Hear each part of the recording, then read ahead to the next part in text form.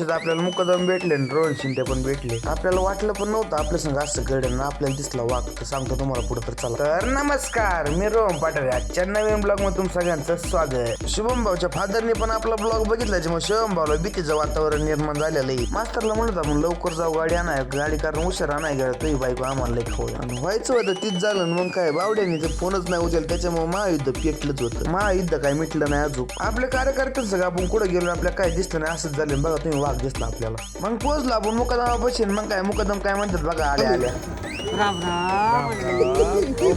समजा कार्यकर्ते एकत्र आल्यावर काहीतरी मॅटर होतोच. मग काय कार्यकर्त्यांनी धिंगाणा चालूच केला होता. हे आपले रोहन शिंदे हे आपले भाऊ झाले. आता त्यात काय वादच नाही. पण एक नंबर माणूस हा. मुकदमाला थंडी वाजून आली त्याच्यामुळे मुकदमाने तोंडाला बांधून घेतलं टापक्यास. मुकदम पण एक नंबर माणूस रॉयल. त्यात काय वादच नाही. मुकदम कधी नाराज नसतो, हसून घेऊन असतो. तरच्या अंगात पण मस्ती बघा. मास्तर कसा करते आता. मफलर दिली पंचायती नव्हतं भेटला आपल्याला म्हणून. मुकदमचा हायकोर्ट नाराज झाल्यामुळे मुकदम वैतागले होते. मुकदम म्हणले आपल्याला लवकर जायची घरी. आता चला म्हणलं. आता असे कार्यकर्ते भेटा नशीब लागतं. नशीब कार्यकर्त्यांमुळे इतकं खोटं बोलावं लागतं का नाद नाही करावं लागत. अरे मास्तरच बघून घ्या तुम्ही उदाहरण. म्हणतात ना झाकली मुठ 1.25 लाखाची. तशी गंमत झाली आपल्या कार्यकर्त्यांची. मग आपण मुकदमला रोहन भाऊला केलं बाय बाय. मग आपण निघालो घरच्या दिशेने. म्हणलं चला आता व्हिडिओ आवडला असेल तर लाईक फॉलो करीत जा भावांनो. धन्यवाद. तो आपण पुढल्या ब्लॉग मध्ये